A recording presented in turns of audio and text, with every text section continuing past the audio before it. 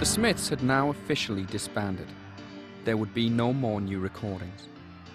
There was, however, one last single scheduled for release, and in December 1987, it arrived. I think Last Night I Dreamt Somebody Loved Me is the track where it's most obvious that they are pulling in different directions. Morrissey sounds almost sort of dispirited.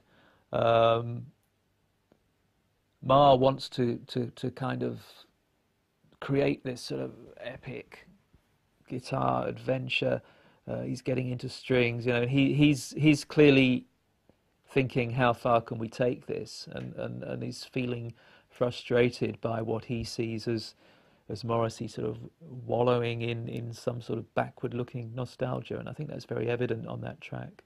I think Last Night was an apt swan song, but then I think you could put any Smith song as a swan song, and it would be suitable because the nature of their lyrics is kind of finality,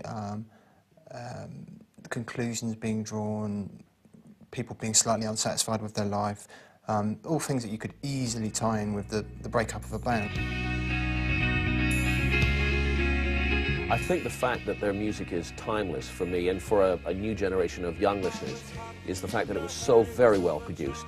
I mean, the songs just sound terrific. I keep harping back to the guitar, but I mean, I like guitar bands, and Johnny Marr was excelled. I think he was a great songwriter, great tunesmith, along with Morrissey, who's relevant now and is still packing stadiums around the world, and people love his solo stuff, and people will always love the Smiths. I think they're one of those bands that just don't lose the following. They don't lose any fans. They're just going to keep gaining interest all the time, really. Looked on the broad scale of rock, they're kind of a wimpy, pale-faced English band, but because actually they're not really. There's a lot of bollocks to the Smiths. You know, they stand for something. They don't budge what they stand for. And they sing about things that people feel, but mostly in rock are too scared to actually admit. I don't think the Smiths have dated that badly. I mean, there's a lot of things that happened in the 80s that, you know, when you played it in the 90s, they really did sound very dated. It didn't really happen with the Smiths catalogue. It still sounds fresh, and it still sounds fresh now, I think. The Smiths ultimately are going to be remembered as, you know, one of the 3 or 4, you know, truly great British bands, truly great rock bands. Because of that distinctive kind of combination of music, lyrics, atmosphere, and sheer presence.